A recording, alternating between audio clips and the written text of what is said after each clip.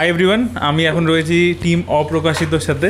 আমাদের সাথে মানে এডিটর থেকে শুরু করে, ডিরেক্টর থেকে শুরু করে, অ্যান্টাগনিস্ট থেকে শুরু করে, হিরো থেকে শুরু করে, প্রডিউসার থেকে শুরু করে সবাই রয়েছে। তো আমরা এই ছবিটা নিয়ে কথা বলবো। ছবিটা অলরেডি রিলিজ করে গেছে, নন্দনে চলছে, রাধা স্টুডিওতে চলছে, নজরুল তীর্থতে চলছে। তো আপনারা এবং ছবিটার রেসপন্সও ভালো খুব। তো ছবিটা আমি প্রথমে বলতে চাই যে ইনিশিয়ালি যখন রিলিজ করেছে সেইভাবে প্রচার হয়নি, কারণ সেই সময় পরিস্থিতিও সেরকম ছিল না যে মারাত্মকভাবে প্রচার হবে, তো সেটা হয়নি। এখন ধীরে ধীরে ওয়ার্ড অফ মাউথে লোকে গিয়ে দেখছে, তো আপনারা অবশ্যই গিয়ে চেক আউট করুন।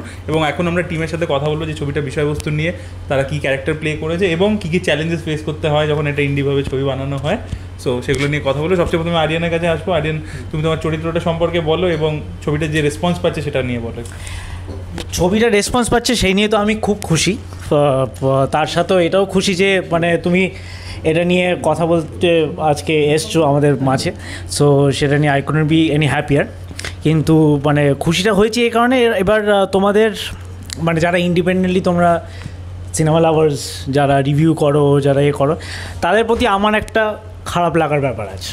ঠিক আছে, সেটা তোমার মানে আজকে কথা হচ্ছে বলে বলছে, একদম খারাপ লাগে অ্যাজ আ সিনেমা লাভার হিসেবে। সেটা হচ্ছে যে অনেক ইউটিউবার, অনেক ইন্ডিপেন্ডেন্ট আমরা দেখেছি যে এই যে আজকে যেমন প্রথমবার আজকে একটা প্রডিউস করছে সিনেমা, এই ইন্ডিপেন্ডেন্ট সিনেমাগুলো যারা আমরা করে থাকি তাদের এই সাপোর্টটা তো খুব দরকার হয়।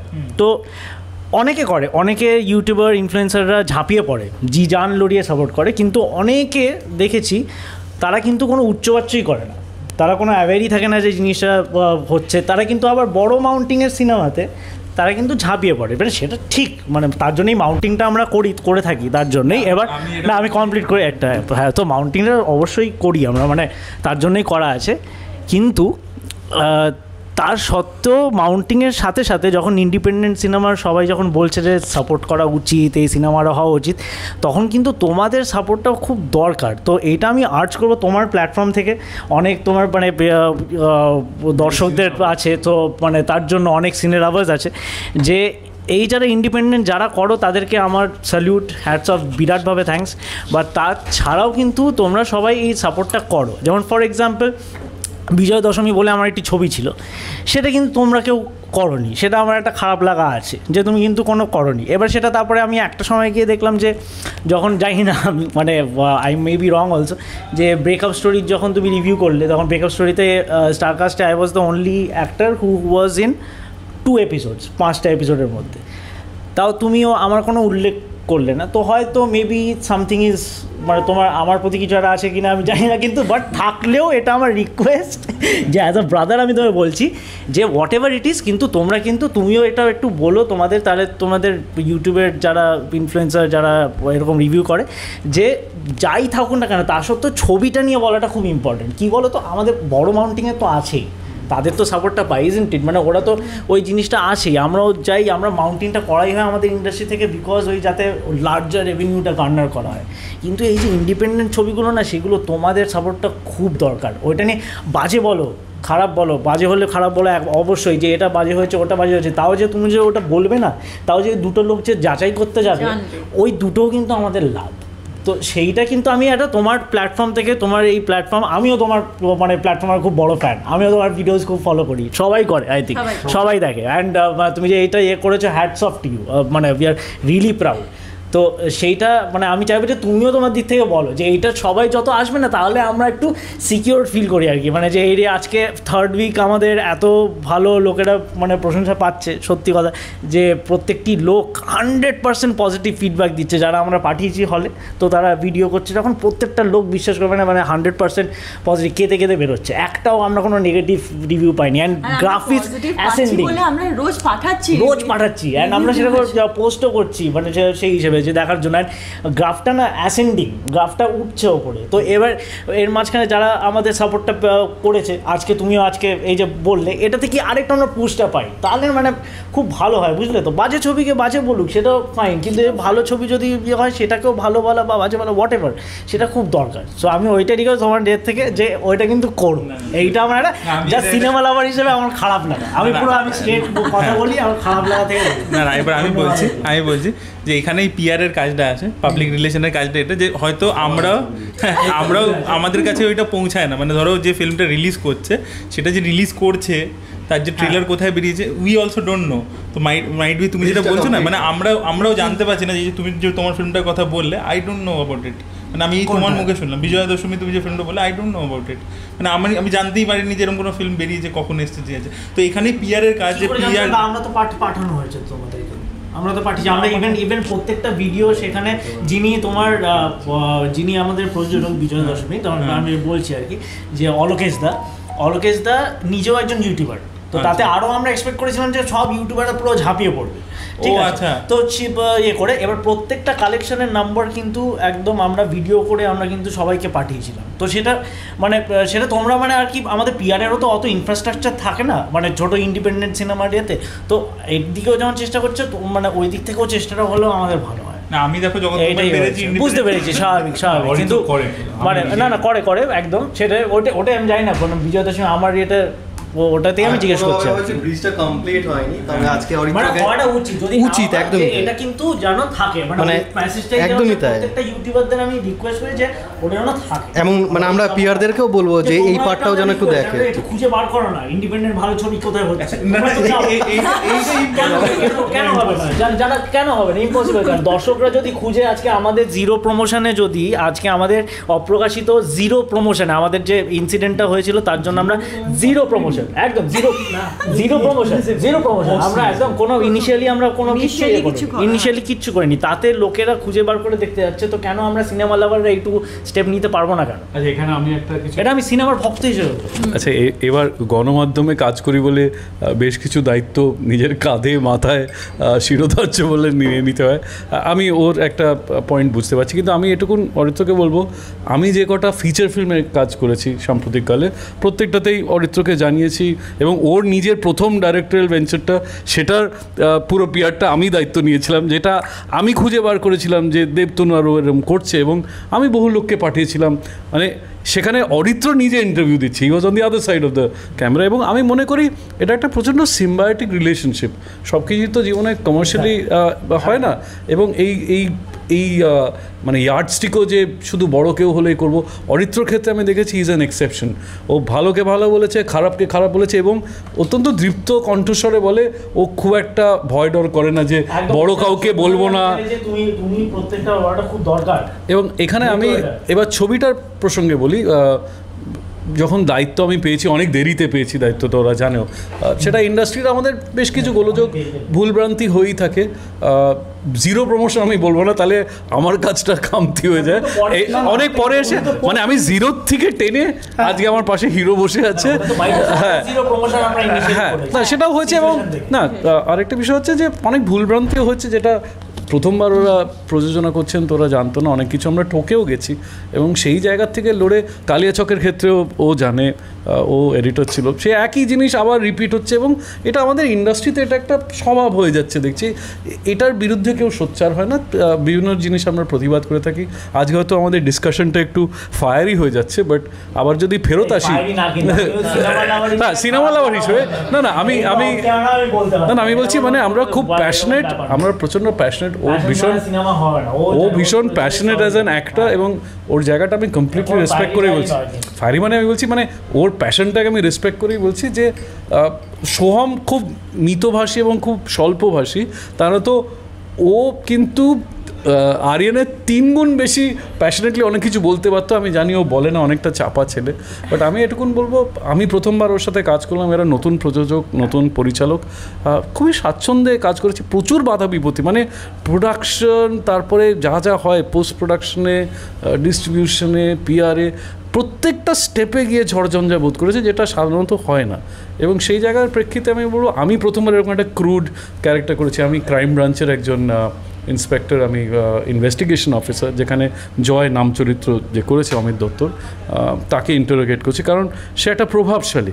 এবং একটু আগেই আমাদের মধ্যে একটা কথা হচ্ছিল যে প্রভাবশালী মানুষদের বিরুদ্ধে সোচ্চার হতে গেলে আমরা কণ্ঠস্বর একটু রুদ্ধ হয়ে যাচ্ছি, বাকরুদ্ধ হয়ে যায়। এখন যদিও বা একটা প্রতিবাদের মাহল বাতাবরণ তৈরি হচ্ছে, কিন্তু না বাবা, জলে থেকে কুমিরের সাথে কেন কিক বক্সিং করবো, এটাই হচ্ছে সাধারণ ধারণা। কিন্তু হ্যাটস অফ টু অরিত্র, ও বহুবার আমি ওকে দেখেছি যে জনসাধারণ হয়তো একটা দিকে যাচ্ছে, কিন্তু অরিত্রর টেকনিক্যালি কিংবা ছবিটার কিছু প্রোডাকশন ভ্যালুজ ও অনেক কিছুই বোঝে, ওর ভালো লাগেনি। এবং সেটা স্বতঃস্ফূর্তভাবে ও বলেছে কোনো রাগঢাক না রেখে। এই জিনিসটার জন্য হয়তো তাই জন্য আজ ওর চ্যানেলটা এতটা পপুলারিটি গেইন করেছে। একদম, তাই জন্য যা আর কোনো ওর কোনো অভিযোগ রইল না। বাট আমার চরিত্রটায় যদি আসি, আমি বলবো এরকম একটা ক্রুড গ্রে ক্যারেক্টার, এরকম একটা ভায়োলেন্ট ক্যারেক্টার কোনোদিনও করিনি। সব পরিচালকরাই ওই স্যুট টাই পরিয়ে দিয়ে বসিয়ে দেয় একটা corporate kind of a character, but এই ক্যারেক্টার আর্কটা খুবই ইন্টারেস্টিং। এবং জয়ের মতন একটা অত্যন্ত স্ট্রং অভিনেতার সাথে এতটা প্যারি করা, ওর সাথে আগেও কাজ করতে সত্যিই ভালো লাগলো। We had some fantastic actors who worked in this film. Debleena Dutta একটা অত্যন্ত ভালো কন্ট্রোলড অ্যাক্টিং, একজন একটা রিভেঞ্জ ওরিয়েন্টেড একটা ব্যাপার আছে, যেটা স্পয়লার দেবো না, সেটা ছবিটা দেখতে হবে। এবং তার সাথে আরিয়ানের কি যোগসূত্র আছে সেটাও ধীরে ধীরে ক্রমশ প্রকাশ্য হবে। আর লামাদার সাথে অভিনয় করেছে লামা হালদার, বুদ্ধদেব ভট্টাচার্য। লামাদাকে আমার রীতিমতো 3rd ডিগ্রি টর্চার করতে হয়, এবং সেটাও নিয়েও খুব মজা হয়েছিল। লামাদার গায়ে বেশ কিছু ব্যথা ছিল, তাই বলেছে মারধর মানে সত্যিকারের মারধর করে ফেলেছি, তার জন্য আমি ক্ষমাপ্রার্থী লামাদার কাছে।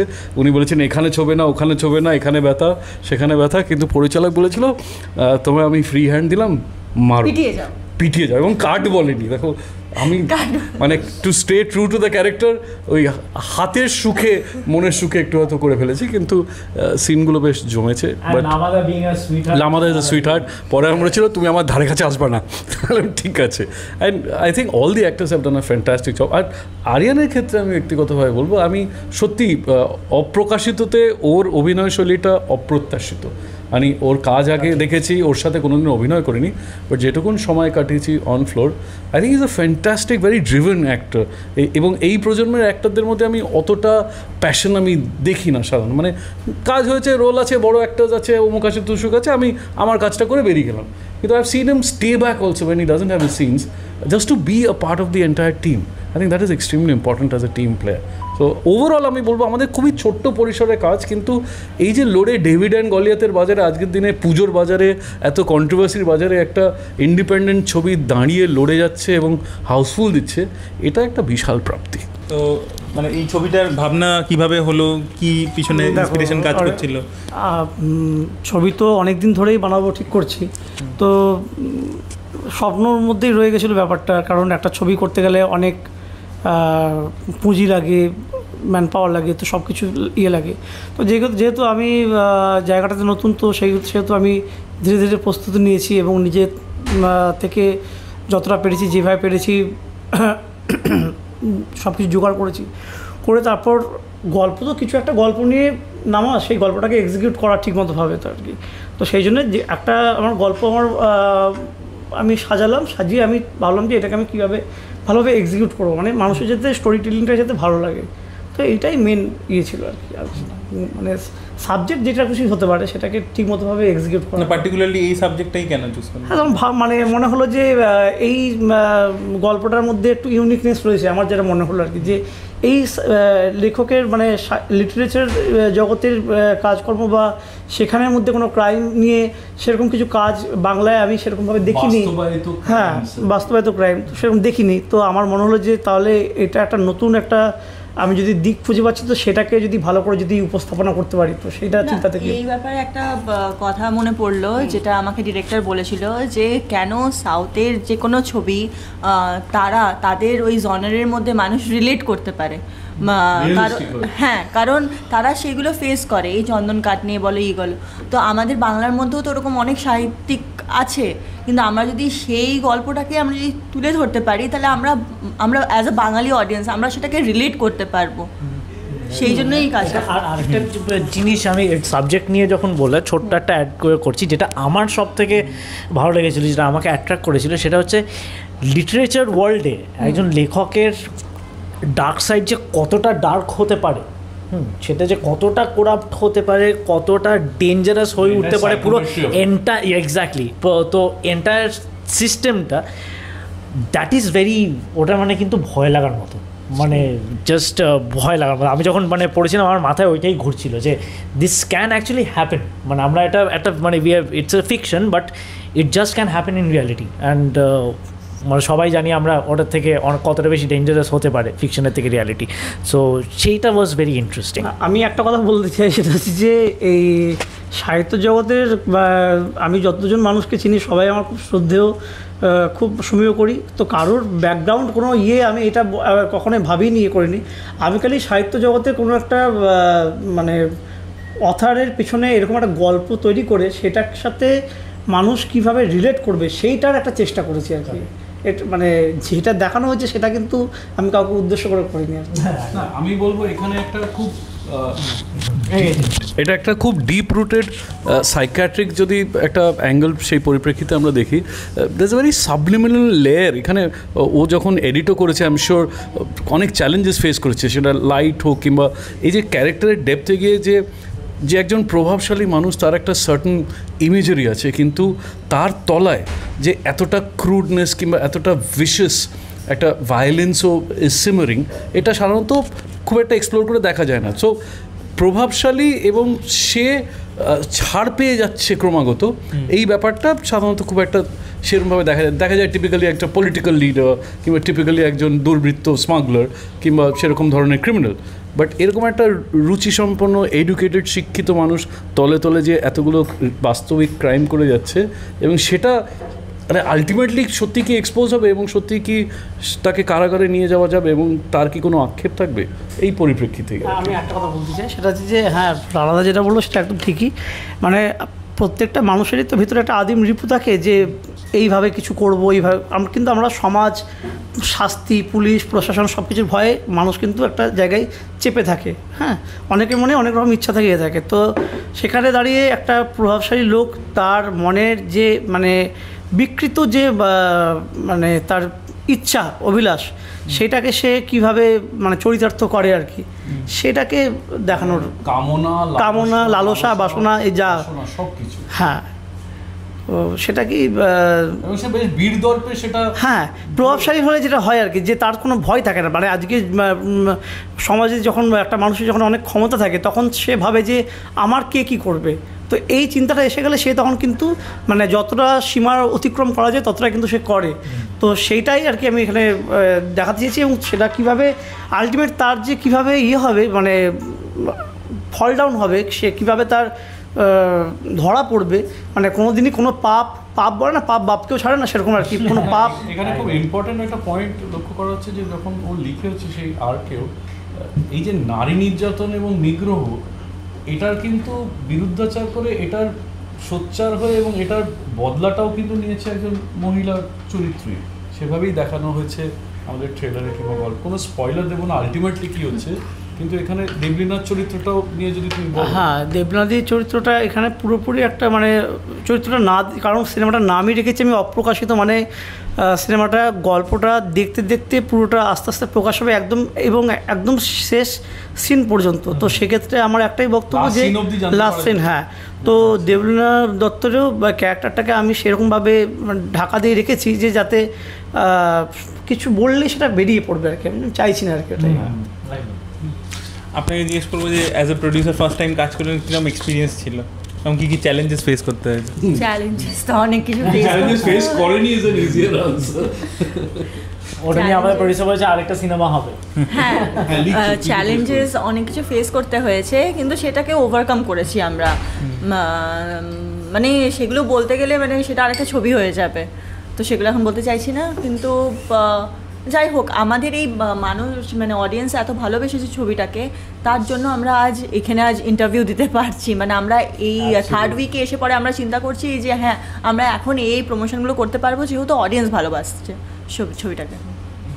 অভিষেক, তোমার কাছে আসবো, তোমার কিরকম এক্সপিরিয়েন্স ছিল? এটা কীভাবে ডিফারেন্টলি এডিট করো? তুমি সব ডার্ক ছবি পরপর এডিট করেছো। কালিয়া জগৎ খুব ডার্ক গ্যাংস্টার ফিল্ম ছিল, এটা প্রচণ্ড ডার্ক। অন্ধকার ঘরেই দেখেছি, আলোতে এই প্রথম দেখলাম। আচ্ছা, না এই ছবিটার ক্ষেত্রে যেটা বলি এতক্ষণ ধরে শুনছিলাম আর কি, তো বেসিক্যালি এটা তো একটা মানে জাস্ট পিস অফ কেক। তো একজন ডিরেক্টর একটা গল্প ভেবেছে বা একটা চরিত্রকে সে যেভাবে নিয়ে যেতে চেয়েছে, এবং আমার দায়িত্ব সেই ক্যারেক্টারটাকে কীভাবে মানে প্রথম হচ্ছে পরিচালকের মতন করে নিয়ে যাওয়া, এবং দ্বিতীয় ভাবনা চিন্তা হচ্ছে দর্শকের কাছে কীভাবে এটাকে প্রেজেন্ট করবার। হ্যাঁ ঠিকই বলেছো। আর মাঝখানে একটু সুবিধা হয়েছে যেহেতু ডার্ক ঘরানার মধ্যেই রয়েছি কিছু দিন ধরে, তো এই ক্ষেত্রে যেটা বলবো ডিরেক্টরের যে ভাবনা চিন্তা, যে একটা গল্পকে ভেবেছে, একটা ক্যারেক্টারকে লেয়ারিং করা, সেই ক্যারেক্টারগুলোকে মানে হয় না আমরা একটা গল্প লিনিয়ার মানে একটা নন লিনিয়ার গল্পকে ভাবতে গেলে আগে লিনিয়ারটাকে খুব ভালো করে জানতে হয়। তো আমার মনে হয় আমার পরিচালক সোহমদা এইটা খুব ভালো ভাবতে পারে, এবং সে যখন আমাকে ব্রিফ করে, কারণ এর আগেও আমি বলেছি আমি কোনোদিন মানে স্ক্রিপ্ট ডিরেক্ট করি না, ডিরেক্টরের কাছ থেকে ব্রিফ নিই, তো সেই জায়গায় দাঁড়িয়ে যখন ব্রিফ করে তখন বুঝতে পারি যে ক্যারেক্টারটার ইম্পর্টেন্স কোথায় এবং সোহমদা কী চাইছে। কারণ প্রত্যেকটা গল্পের একটা চরিত্র তো থাকেই, কিন্তু প্রত্যেক পরিচালকের কাছে তার একটা নিজস্ব চরিত্র থাকে যে গল্পটার মাধ্যমে সে তার দর্শককে দিতে চায়, এবং এই এই যে ক্যারেক্টারটাকে বের করে আনা কোথাও একটা গিয়ে আমার দায়িত্বের মধ্যে পড়ে, যে আসল চরিত্রকে শুধু এই ক্যারেক্টারগুলো যারা অভিনয় করছে তারাই, নাকি এই গল্প থেকে মানুষের কাছে কিছু পৌঁছে দেওয়া। তো এই ডিসিশনটা ছিল ডিরেক্টরের কাছে খুব স্ট্রং একটা পয়েন্ট, এবং আমার কাছে সবথেকে ডিফিকাল্ট একটা সিচুয়েশান। তো সেটা করেছি, এবং আজকে 3rd উইকে চলছে, এই ভালোবাসাটা পাচ্ছি। এবং দেখো আমরা তো আমাদের বেস্ট আউটপুটটাই দিই যখন এডিট করি বা যে কোনো কাজ যে ডিপার্টমেন্টই করি না কেন, কিন্তু তাও আমরা বুঝতে পারি কখন, কারণ অডিয়েন্সের কাছে যায়, যখন তোমরা সিনেমাটাকে দেখো, বিশ্লেষণ করো। এবার মানে আরিয়ানও যেটা প্রথমে শুরুতে বললো, এটা সত্যি খুব দরকার হয় আমাদের ক্ষেত্রে, যে একটা ছবির যখন ভালো এবং খারাপটা বিচার হয়, এই খারাপটাকে আমরা যেন পরবর্তীকালে আরও ভালো করতে পারি। তো এই জন্য আমরা মানে ওয়েট করে থাকি যে কখন এই রিভিউগুলো আসবে, সেটা দর্শকের কাছ থেকে ফিডব্যাক আসবে, এই খারাপগুলোকে আমরা কীভাবে পরের বার আরও ভালো করতে পারবো। টেকনিক্যালি একদমই তাই, একদমই তাই। মানে আমাদেরও অনেক কিছু জানার আছে, যে এমন, কারণ আমরা যখন একটা ছবির মধ্যে থাকি তখন সারাক্ষণ ধরে ওই গল্পের মধ্যে পড়ে থাকি, কিন্তু তার বাইরে কি হচ্ছে সেটার সাথে কানেক্ট করাটা সবসময় সম্ভব হয় না। আবার কখনো লজিক থেকে ম্যাজিকও হয়ে যায়। তো এখন আস্তে আস্তে সেই লজিক থেকে ম্যাজিকের দিকেই যাচ্ছি আমরা, যদিও কারণ 3rd উইক চলছে, অডিয়েন্স ভালোবাসছে। আজকে যেমন নজরুল তীর্থ দেখলাম, পরপর আমি ফোন করেছিলাম, পরপর আজকে এবং কালকে নন্দন অলমোস্ট হাউসফুল যাচ্ছে। তো এইটা একটা ভালো লাগার জিনিস। এইখানে ওর পরিপ্রেক্ষিতে আমি একটা জিনিস বলবো, অনেক সময় হয় ফ্যাট ফ্রি এবং লিন একটা ছবি বানাতে গেলে খুব চ্যালেঞ্জিং লাগে। সেখানে অনেক সময় না ক্রিয়েটিভ অ্যাসপেক্টের সাথে একটা সংঘাত আমি মাঝে মধ্যেই দেখেছি লেগে যেতে। ডিওপি একরকমভাবে চিন্তাভাবনা করেছে, মাউন্টিং অ্যান্ড ফ্রেমিং, এডিটর একটা সার্টেন চিন্তাধারা, একটা সার্টেন গতে সে চলে, কিংবা তার একটা শিক্ষা আছে, সে একটা সার্টেনভাবে করতে পারে, পরিচালকের একটা আলাদা ধারণা, এবং সে প্রথমবার প্রযোজনা করছে। তো আমি বলবো এখানে একটা খুব সুন্দর একটা আন্ডারস্ট্যান্ডিংয়ের তাল মিলেছে। আমি কিন্তু অফলেট অনেক জায়গায় দেখেছি যে ব্যাপারটা ঘেটে যায়, যে এডিটর একদিকে যাচ্ছে, পরিচালক একটা চিন্তা ভাবনা করেছে, ডিওপি বলছে ও ঠিক translate, but I would say is on a fantastic job in creating a very lean fat free film, যেখানে ওর নিশ্চয়ই অনেক সমস্যা হয়েছে যে কোনটা রাখবো কোনটা ফেলে দেবো, এবং ক্লাইম্যাক্সের ক্ষেত্রেও খুব সুন্দর টানভাবে। না, এক্ষেত্রে একটা বিষয় বলে দিই, অ্যাকচুয়ালি আমি এবং ডিরেক্টর যখন ঝগড়াগুলো করেছি তখন কাউকে থাকতে দিনি রুমের ভেতরে, কিন্তু আমরা করেছি, কারণ একটা হেলদি ডিসিশন নিতে গেলে এই ঝগড়াটা হবে। ঠিক আছে, কেউ ছিল না, কারণ আমরা সিনেমার কিছু ডিসিশন এইভাবেই নিয়েছি, সেখানে কাউকে থাকতে দিইনি, ঠিক আছে, সেটা তো অন্য বিষয়। কিন্তু এই ক্রিয়েটিভ ঝগড়া না হলে আমার মনে হয় না একটা ভালো কাজ হতে পারে। তাহলে আমি বলবো যে ঝগড়াটা করেছি আমরা, তাহলে আমি বলবো যে অভিষেক মানে আমাদের টিমে যারা আমরা যতজনই কাজ করেছি, যে ক্যামেরা আশিস দা বা অভিষেক, আমি যেটা মেহবুব দা, আমরা যেটা করতে চেয়েছি সেগুলো কিন্তু অভিষেকের কথা দিয়ে বলছি, যে অভিষেককে যখন বলছি যে অভিষেক এটা এইভাবে ইয়ে করবো, ও কিন্তু আমাকে কোনো মানে ক্রস করছে, কিন্তু সেটা ছবির স্বার্থে করছে, এমন নয় যে তার কোনো ইগোতে নিয়ে গিয়ে বলছে যে না কেন ইয়ে করবো। তো আজকের দিনে অভিষেক কিন্তু তখন বলেছে যে তাহলে সোহমদা আমি দেখো আমি যেটা করছি, আমি এটা আরেকটা আউট দিচ্ছি, আমি তুমি যেটা চাইছো তোমার মতো তোমাকেও একটা আউট দিচ্ছি, তারপরে আমরা সবাই মিলে দেখি যে দুটোর মধ্যে কোনটা ভালো লাগছে, আমরা সেটা রাখবো। তাই জন্য আমাদের কাজটা করতেও অনেক দেরি হয়েছিল। ডিজিটাল প্ল্যাটফর্মে কাজ করি আমরা, এবার আমাদের কাছে অপশন রয়েছে বিভিন্ন ভার্সন রেডি করে। তো ফিল্মের এটা নয় যে কেটে বাদ দিয়ে দিলাম মানে এবার জুড়তে হবে, আঠা দিয়ে হবে, তা তো নয়। তো আমরা এই ভার্সনগুলোকে কেন আমরা নিয়ে যাব না বা কেন ট্রাই করবো না একটা সিনেমার ভালোর জন্য? তো এটা যেটা করতে, এটা তো মানে করতেই হবে আমাদের। আর আরেকটা যেটা তুমি বলে আমি তোমার কাছে শুনেছি, যেটা সেটা is a very important aspect, যে তোমরা একটা এডিট করে, এটা বলছিল যে একটা কপি করে তারপরে ও কয়েকদিন ফেলে রাখে আনটাচড, তারপর আবার বসে ওটা নিয়ে, উইচ ইজ আই থিঙ্ক যে রাইটিংয়ের ক্ষেত্রেও এটা খুব ওয়ার্ক করে। So that is a very very essential practice that you do. তার জন্যই আজকে even the tonality, the colour, একটা সার্টেন প্যালেট মেনটেন করা থ্রু আউট, সেটা কতটা ইউনো ডিওপিরও প্রচেষ্টা, ওর প্রচেষ্টা তো বটেই। আই থিঙ্ক বড় পর্দায় প্রথম যখন দেখলাম, আমি আগে ট্রেলার বিভিন্ন জিনিস দেখেছিলাম, বাট বড় পর্দায় দেখে একটা আলাদা আনন্দ, আলাদা তৃপ্তি ডেফিনেটলি। আচ্ছা, এখন আমাদের মানে 8ই অক্টোবর সিনেমা রিলিজ করছে অনেকগুলো বড় বাংলা ছবি, তার আগে অবধি পুরো ফ্রি উইন্ডো আছে। তো আপনাদের প্রত্যেককে জিজ্ঞেস করবো যে সিনেমাটা থেকে আপনারা কি এক্সপেক্ট করছেন, যে কতটা অবধি পৌঁছাতে পারে, কি হতে পারে। প্রথমে প্রোডিউসারকে দিয়ে শুরু করুন প্লিজ। যদি অডিয়েন্সের ভালো লাগা থাকে তাহলে হয়তো ভাবছি এটা পুজো অবধিও চলে যেতে পারে, তাই না? একদম, এটা পুজোর অনেক প্রাক্কালে রিলিজ হয়েছে, অনেক আগে রিলিজ হয়েছে, হ্যাঁ। কিন্তু এরকম করে যদি রোজ হাউসফুল যেতে থাকে তাহলে ভাবছি পুজো অবধিও মানে চিন্তা ভাবনা আছে যে পুজো অবধি রেখে দেওয়া যাবে। আমি একটা কথা বলি, সেটা হচ্ছে যে নন্দনের মতো হল যখন তৃতীয় সপ্তাহ দিয়েছে তখন মানে আমার কোথাও একটা গিয়ে একটা তৃপ্তি কাজ করছে, যে একটা আত্মবিশ্বাস হচ্ছে। এবং আজকে আমাদের এডিটারই আমাকে ফোন করে জানালো যে আজকে এবং আগামীকাল দুদিন নাকি নজরুল তীর্থে নাকি হাউসফুল চলছে।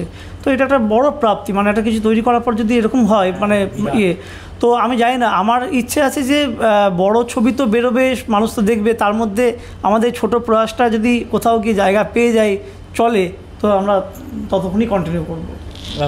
এবং এই পরিপ্রেক্ষিতে আমি বলবো যে গণমাধ্যমের দায়িত্ব সামলানোর ক্ষেত্রে অনেক সময়, এর আগেও আমরা এই প্রসঙ্গটা উঠেছে যে না দাদা এই নামগুলো না যায় না, না দাদা এইগুলো তো জানোই পাতায় হবে না কিংবা জায়গা নেই, এখন বুঝতেই পারছো বড় এই বড় তাই। তা আমার সেখানে একটাই বক্তব্য হচ্ছে যে মানুষ তো কন্টেন্ট দেখতে যায়, শুধু নাম দেখেই তো যায় না।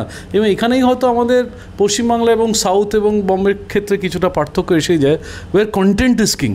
আমাদের মাঝে মধ্যে এখানে, এবং আমি তোকেও দেখি প্রচুর সাউথের ছবিও তুই রিভিউ করিস, অডিয়েন্সেরও একটা মৌলিক দায়িত্ব আমার মনে হয়। বাঙালি দর্শকরা এই যে হিন্দি ছবির আগ্রাসনে প্রচণ্ডভাবে তারা মানে দায়িত্ব নিয়ে, পুরো পরিবার নিয়ে তারা হিন্দি ছবি দেখতে যাচ্ছে 1000 টাকা খরচা করেও, সেখানে বাংলা ছবি তার নামমাত্র অনেক কম খরচা, সেদিক দিয়েও দেখতে গেলে কিন্তু খুব একটা খারাপ ছবি হচ্ছে না টলিউডে, যথেষ্ট ভালো কন্টেন্ট হচ্ছে। এবং আমার অনেক শুভেচ্ছা রইল আগামী দিনে যারা 8 তারিখ তারা রিলিজ করছে, সবাই বন্ধুস্থানীয়।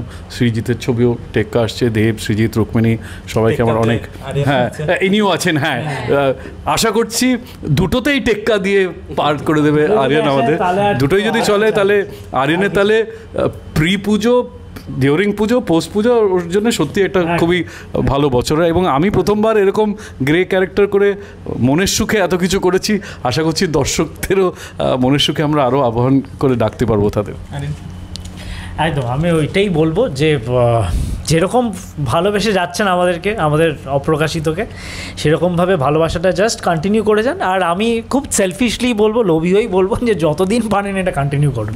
এটা প্রত্যাশিত, এটা অপ্রত্যাশিত না একদম। সো মানে এইটাই দিয়ে যান, এই ভালোবাসাটার জন্যই আমাদের যা খাটনি, যাবতীয় যা এই এত কিছু করার, সমস্ত কিছু ওই ভালোবাসাটুকুর জন্যই। আপনাদের ফিডব্যাকটা যে পাচ্ছি ওটাই আমাদের মন ভরিয়ে দিচ্ছে, ব্যাস, দ্যাটস ইট। অভিষেক, দেখো আমি মনে করি প্রত্যেকটা সিনেমারই অডিয়েন্স আছে তার নিজস্ব।